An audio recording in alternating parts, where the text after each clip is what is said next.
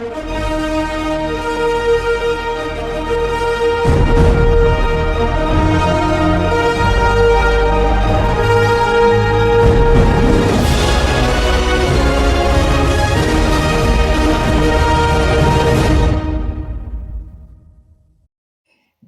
news, everyone, breaking news in what I can only call a shocking turn of events. An amazing historic event. Never in the history of Jamaica have I ever heard any such thing. The Governor General of Jamaica moved himself and sent to the Joint Select Committee of the Parliament of Jamaica looking into the amendment to the Integrity Commission Act. The Governor General sent his own comments and recommendations, pointing out what he sees as flaws in the Act. Mark Golding's Integrity Commission Act, yes, and recommend changes. Amazing, amazing turn of events. And I shall read for you what was reported in the Gleaner today. But before I do so, let me welcome you all to Jamaica 411. Thank you all so much for joining me today. Welcome back to my subscribers. And if you're here with me for the first time, welcome. Please remember to subscribe. The subscribe button is to the bottom right of this video. Hit the notification bell as well, so YouTube can send you notifications whenever it is I upload a video. I'm going to ask everyone to give the video a thumbs up from now on, please. Give the video a thumbs up. Share this video widely. And of course, feel free to leave your comments in the comments section. You're most welcome to do so. And I want to thank everyone for doing so. Well, I tell you, I can't get over the shock, but I'll try to. Let me thank Ann Doll. Ann, 3 times in a row, you've been the first to comment. What? Nobody can beat Ann? Nobody quick on the draw like Ann? Yes, Ann, you were the first to comment on my last video, PNP to Scrap Wholeness's social housing program. Congratulations to you, and also flowers for you. Everyone, please give Ann a clap.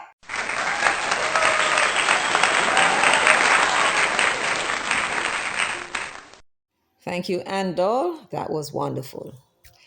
All right, so turning to our subject for today, the Governor General breaks his silence.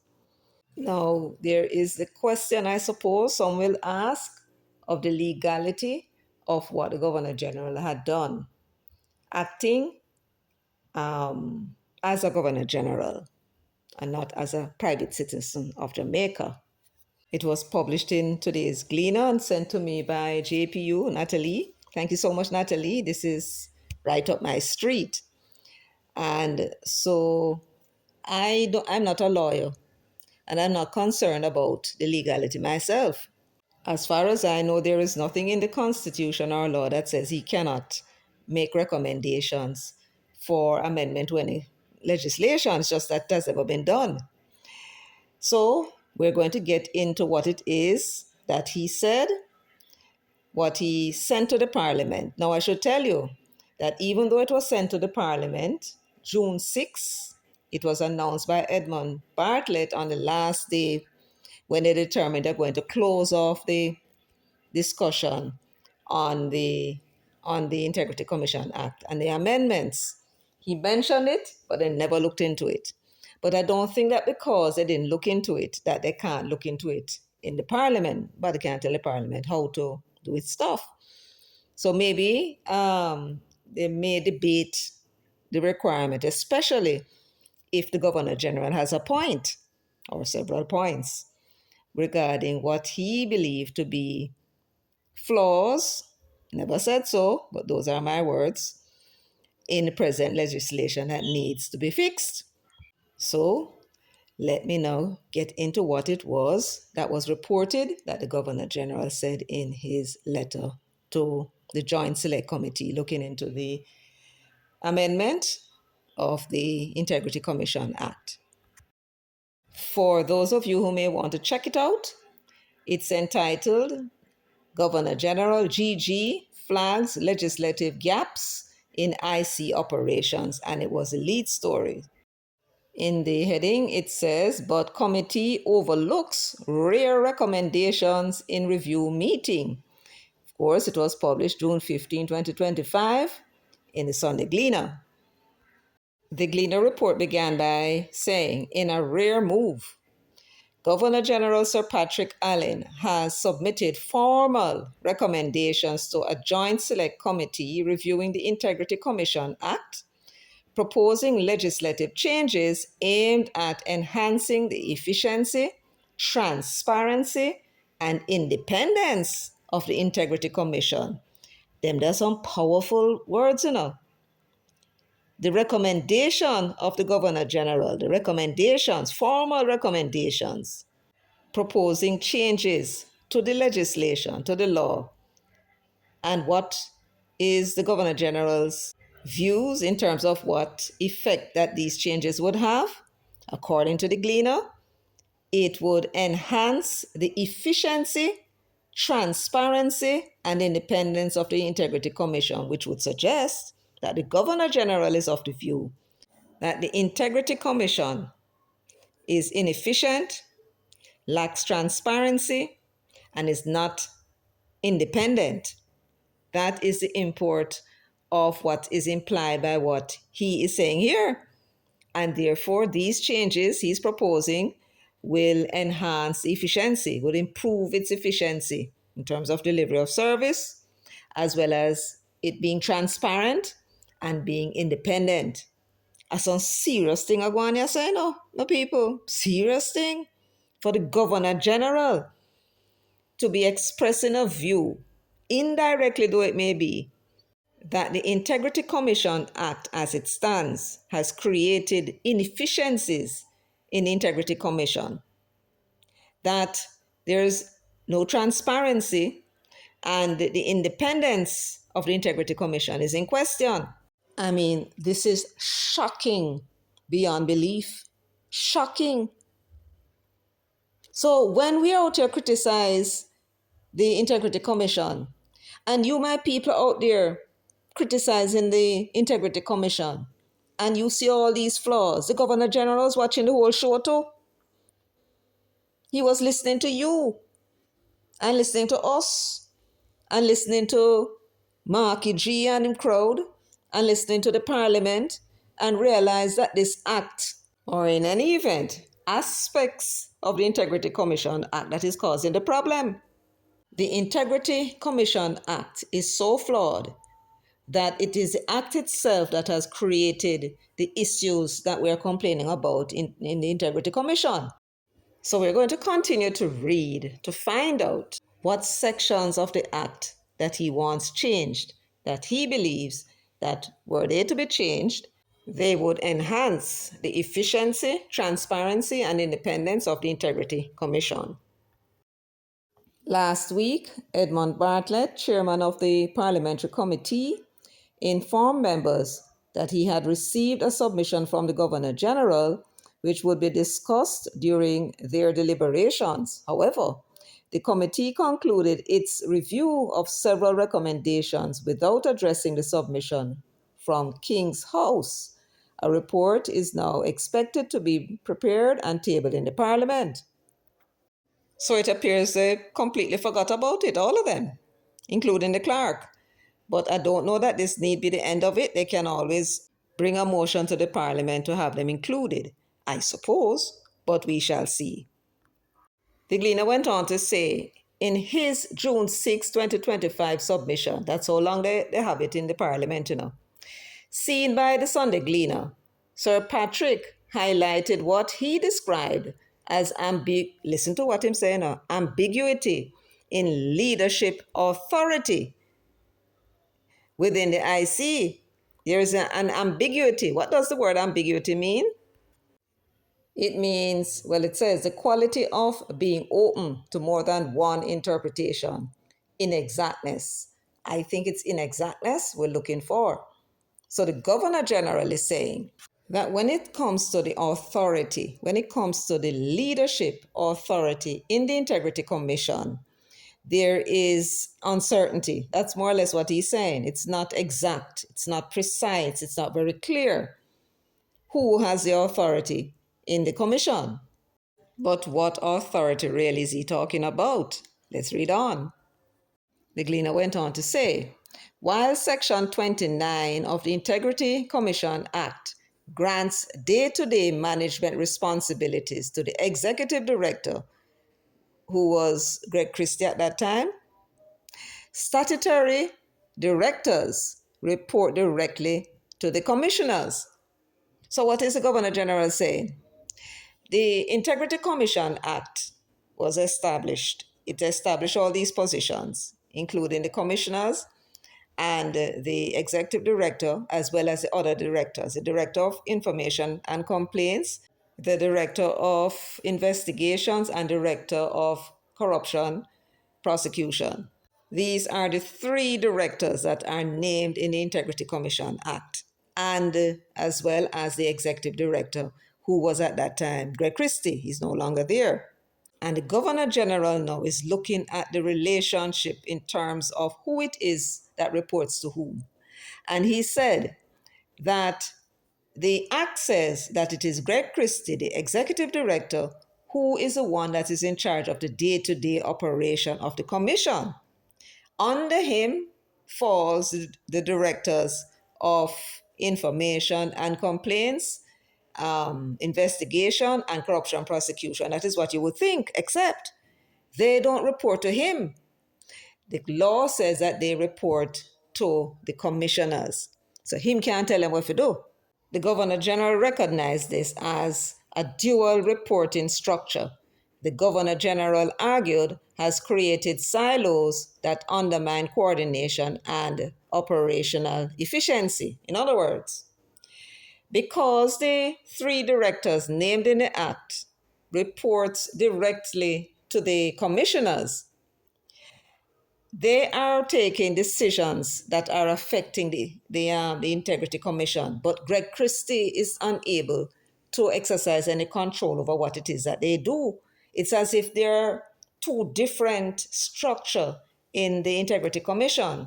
You have the structure with the staff members that are under the control of Greg Christie, and then you have the three directors and their operations that are under the control of the commissioners. Are you following? The reason why that happened was that the executive director was never mentioned in the original act.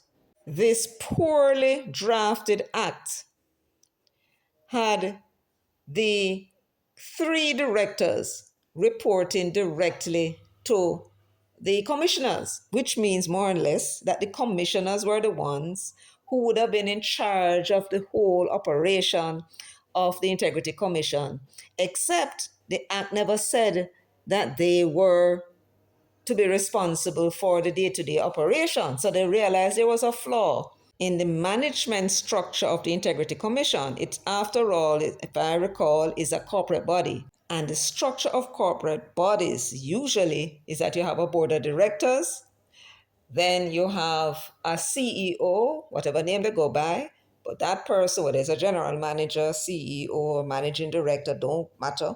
They are the ones who would be responsible for the day-to-day running of that corporate body. That's how it's usually set up. Then you have the staff who assists the CEO, Chief Executive Officer, in his duties. That's the usual structure. This man, Mark Goling, who want to tell you that him is what he calls himself? One of Jamaica's leading corporate attorneys and an investment banker, right? Who done making money already.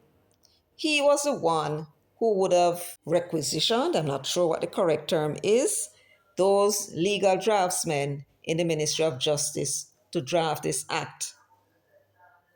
And I suppose they'll be going based on his notes, what the act should entail. And he drafted a structure that did not have somebody in the Integrity Commission to see to the day-to-day running of the operation. So when it drafted it, you had the commissioners, you had the directors, the three of them, and they report to the commissioners, and then these three directors had their staff who would then report to the directors, who then was supposed to see to the day-to-day running of the Integrity Commission. That would have been, I suppose, the chairman, which I suppose would have made him an executive chairman, right? So they caught the flaw and they added the executive director's position. But that would mean now they would have to adjust the act to make sure that it's not conflicted with anything else, and evidently did. But they passed it anyway, and they were trying to live with it. The Governor General, watching the proceedings, I suppose, must have recognized that nobody took that into account. So he probably asked his Privy Council to draft for him, look at the act themselves and say what they think. And they told him, said this and this and this and this. And so by the time he sent it to the Parliament, they were at the end of their deliberations and they really wanted to wrap it up. I suppose in the process forgot to deliberate on the concerns of the Governor General. So this unusual dual structure which exists within the Integrity Commission, where you have Greg Christie reporting to the commissioners, he is the one that's responsible, or he was responsible, for the day-to-day running of the Integrity Commission. And then the other three directors, Director of Corruption Prosecution, Director of Investigation, Director of Information, and complaints, they reported directly to the commissioners. So it's two different structures. And they had persons who were staffed, which reported to them. The dual reporting structure. And evidently nobody in the Parliament and others that came there didn't notice it. And the Governor General perhaps felt that he should point it out, that needs fixing. And his argument is that this dual reporting structure created silos that undermine coordination and operational efficiency, because Greg Christie, who's supposed to be responsible for the day-to-day running, was not responsible for the day-to-day running of all of the Integrity Commission, only a portion.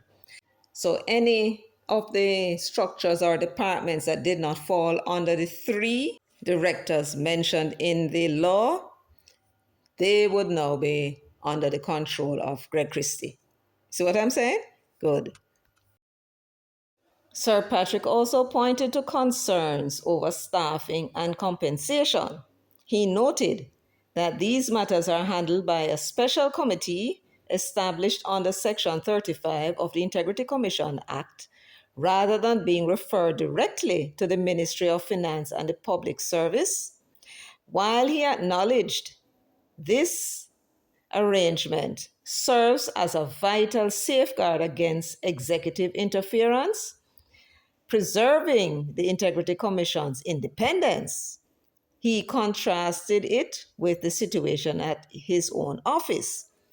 So right here, the Governor General is admitting that this arrangement to have a committee discuss the matter of staffing and the compensation to staff, established under Section 35 of the Integrity Commission Act, he's admitting that it preserves the Integrity Commission's independence and safeguard against the executive interference, that is the government he's talking about, through the Ministry of Finance. So they don't have to go directly to the Ministry of Finance and ask for anything. This committee apparently does so.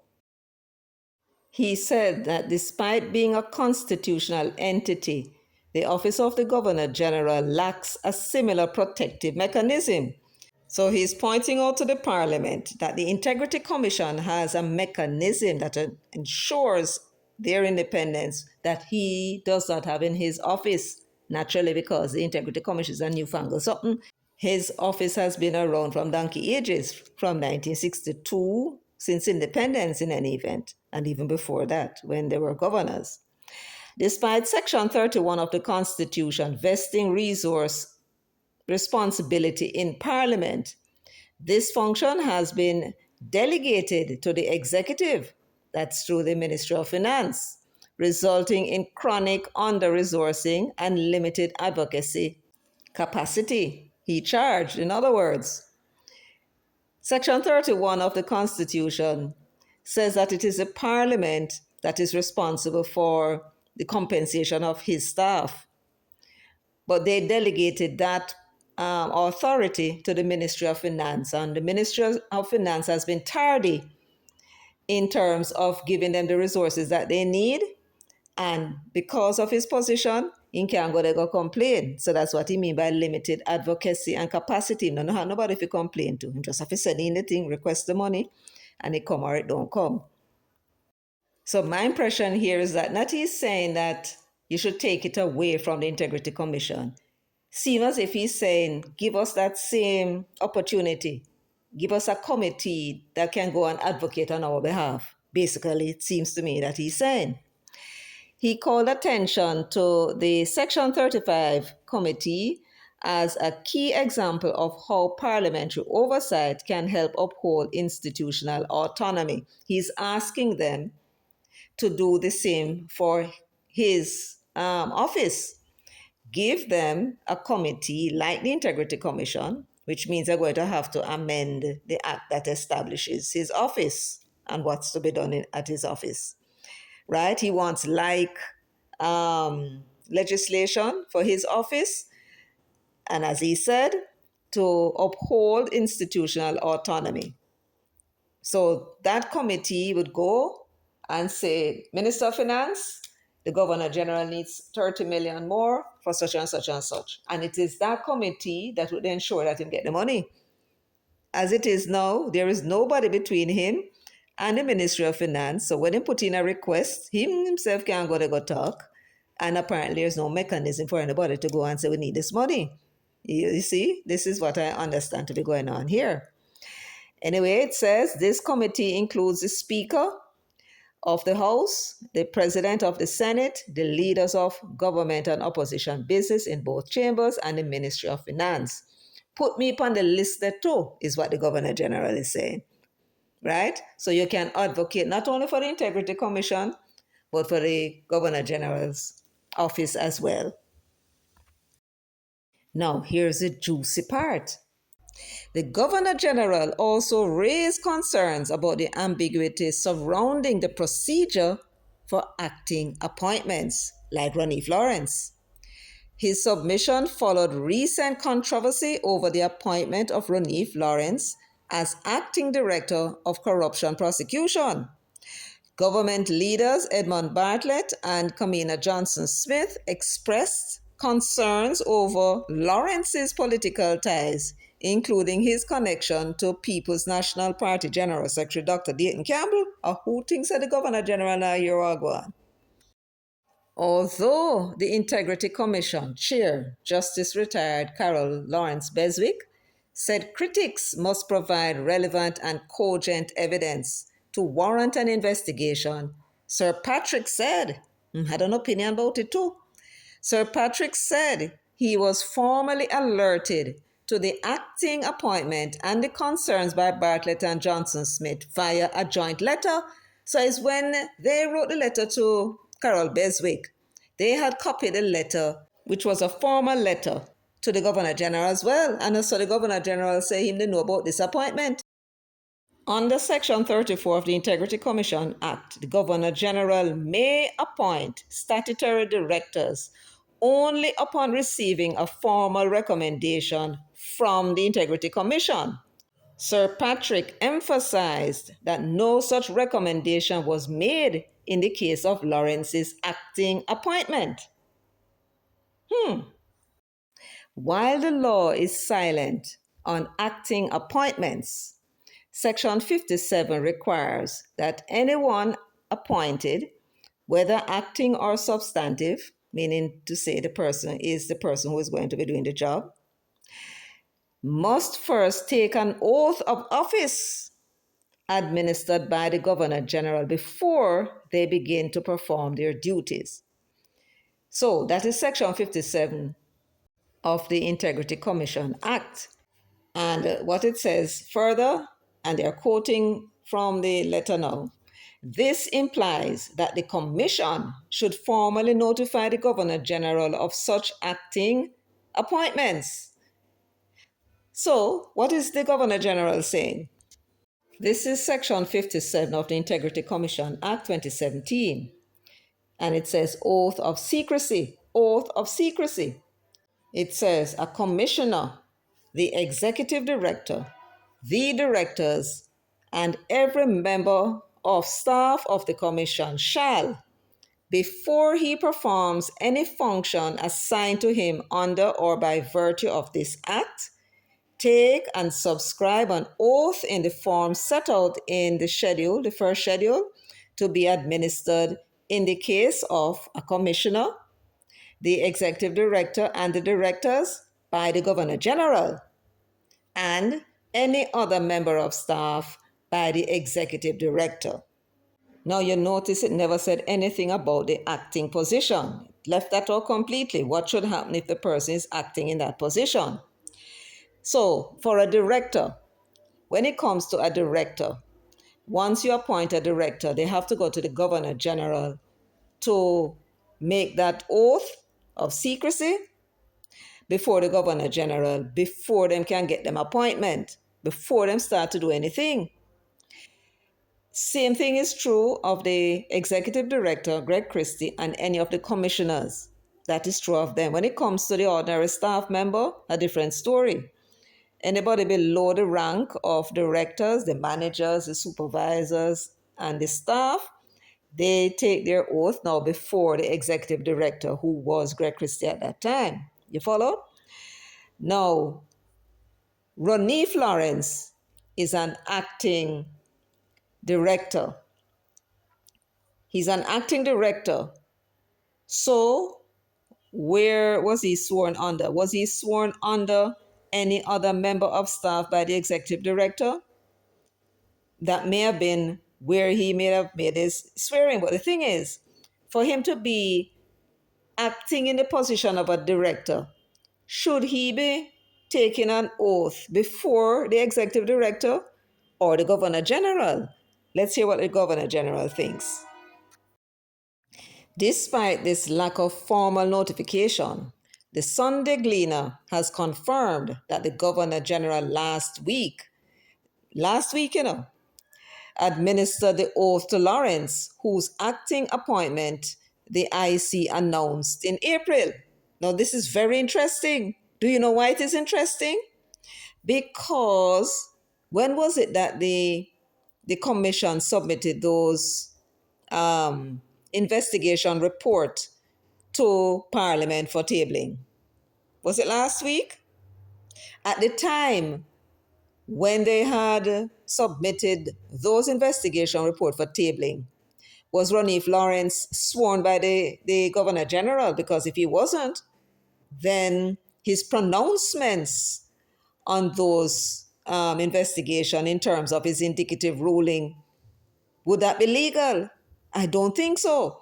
So those three men, the two PNP councillors and the JLP councillor, may have an argument. At least their attorney may have an argument. If it happened that he made these rulings prior to being sworn, that's very interesting, isn't it? So then probably get a chance to go run and pay them money.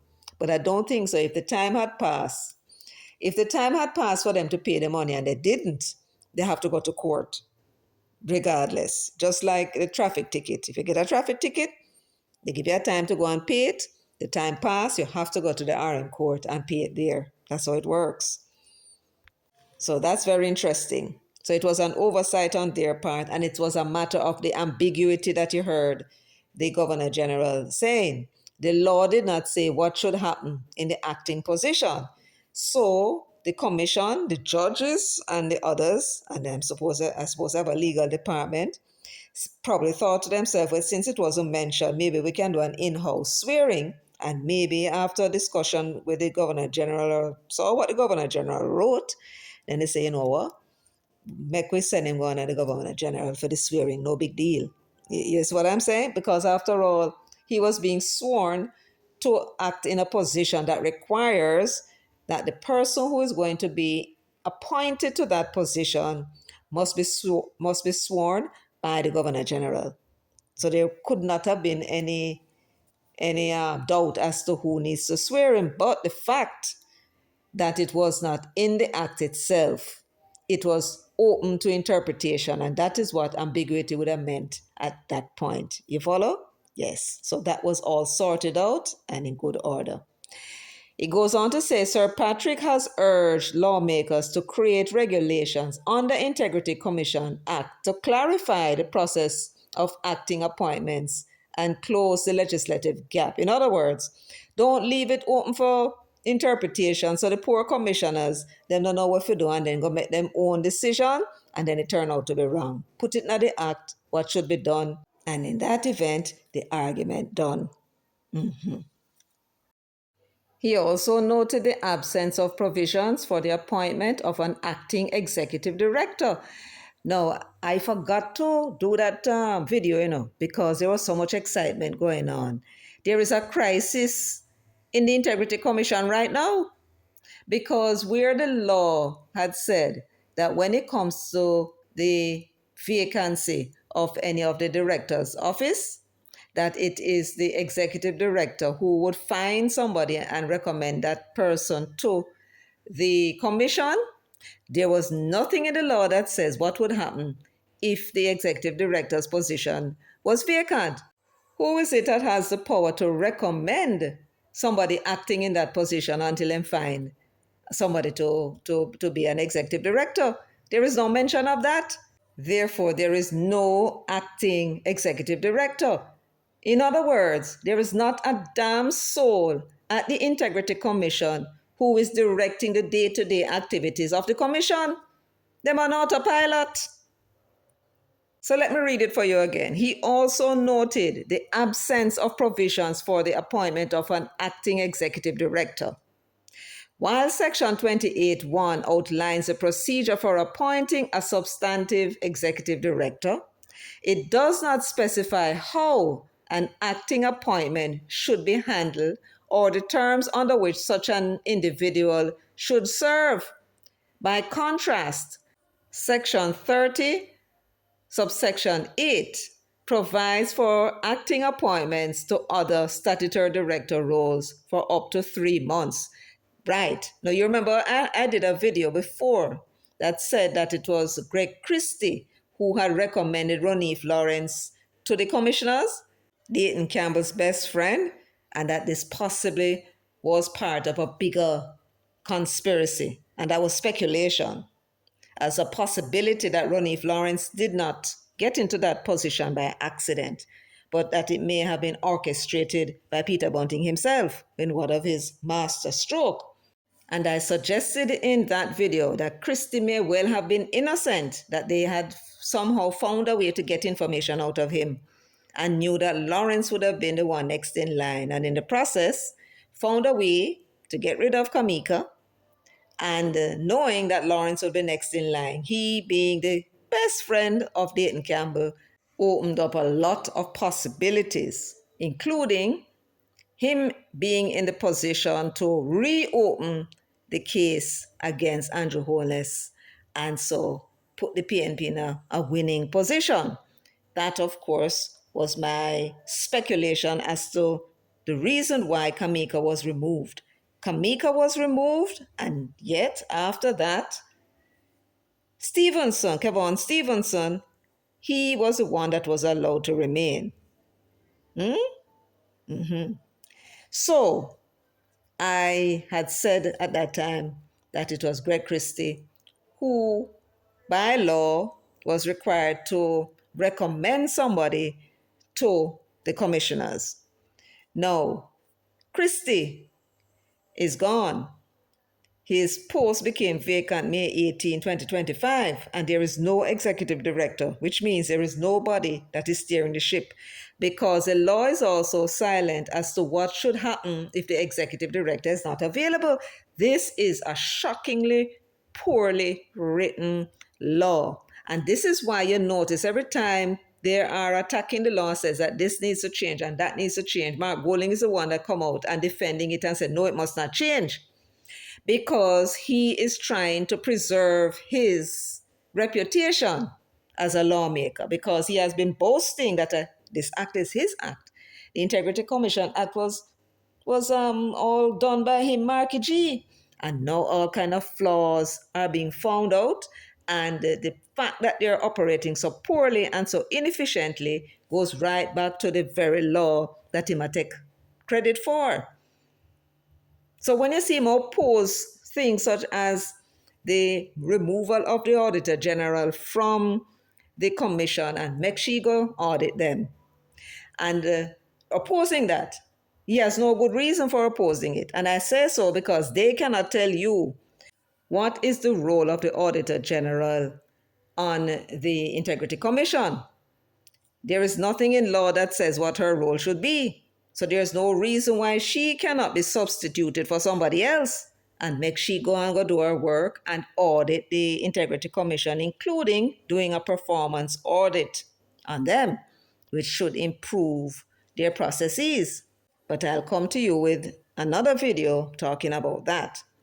So the Governor General is pointing out some flaws, and in this case, they need to do something quick and fast about the executive director. They need to go and draft a quick law saying who should appoint the acting executive director. And all they really have to do is add a subsection to section 28, which basically says that it is the commissioners whose responsibility it is to find somebody inside of the commission to act as an executive director.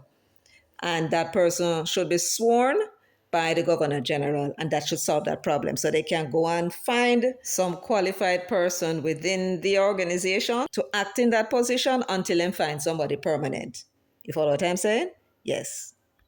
So the recommendation of the Governor General is very timely, although kind of late, because they closed off the debate in the Joint Select Committee, but there's no reason why the Parliament itself cannot discuss it. As a matter of fact, they must discuss it, and they must do it quick and fast, because there is a crisis at the Integrity Commission. There is no executive director, which means there is nobody that is in that position to direct the day-to-day operations. The CEO is not there, right? And this is a body that was created by law. They have to act according to the law. And where it is silent, there's nothing them can do. And funny enough, they have not come and said anything to the Parliament and said, look, we're in a bit of a spot, you need to do this or do that. And yet you had two bloody judges sit down on the commission. And it take the Governor General to be pointing something out that the two bloody judges who sit down on the commission should be the ones to point it out to the Parliament from them realize them have a problem. Anyway, I am very grateful to the Governor General in this very unusual step of his. But guess what? It's something that needed to be done, and he decided he's the man to do it. Well, folks, that's all I have for you today. Tell me in the comment section what you think about all of this drama, I suppose, because I'm sure you'll hear Cliff talking about it tomorrow and tongues will be wagging. Yes. So let us know what you think in the comment section. Thank you for joining me today, for sharing, liking, subscribing, and leaving your comments in the comment section. Until next time, take very good care of yourselves and walk good.